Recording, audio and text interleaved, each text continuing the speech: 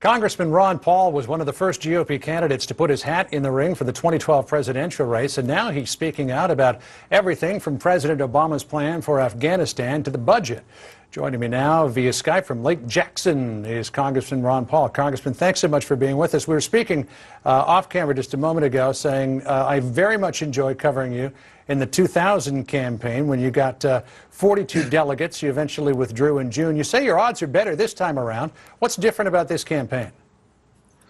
Well, I think everything I've done now grows in credibility because we've talked about the economy and the danger of the debt, the financial bubble that was, approaching, that finally burst. I think the foreign policy is coming unglued. The American people now want us out of Afghanistan. So I think we're moving right along. And matter of fact, I'm even impressed with the fact that now the Federal Reserve is a big issue. The American people know something about it and know that they bailed out big banks and big corporations. So I think all the issues are moving in my direction. I think we have more people involved than ever before. I'm just happy that you didn't prophesize that the world was going to end on May 21st because it might be a different place today than it actually is.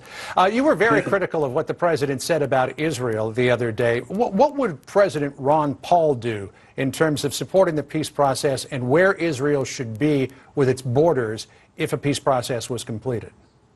Of course, Obama got a lot of criticism. Mine was slightly different, but I thought what was happening made my point that it's not in Israel's best interest to be so dependent on us because they give up their sovereignty and then we tell them what to do. So we're in charge. They have to listen to us. They get all this money. And then if we decide that the balance should go to the Palestinians rather than to Israel, then, a lot of trouble comes from this. So I thought it gave me a perfect time to argue the case for non-intervention, and that is let the countries over there settle their disputes, not done with American money. I mean, just think how many dollars we spend trying to buy peace over there, and the more we spend, the poorer we get.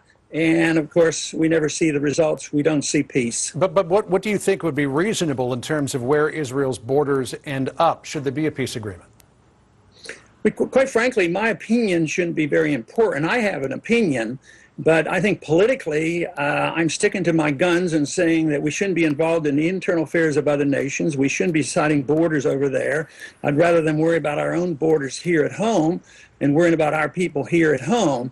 So I don't think we as American politicians should be dictating, the peace process. I think to have them, if they're honest about discussing it and they just want a place to sit down and discuss it, that's one thing. But for us to decide who's going to get the money to do it our way or who gets so much money, I don't think that's a good process. It hasn't done well over these many, many decades.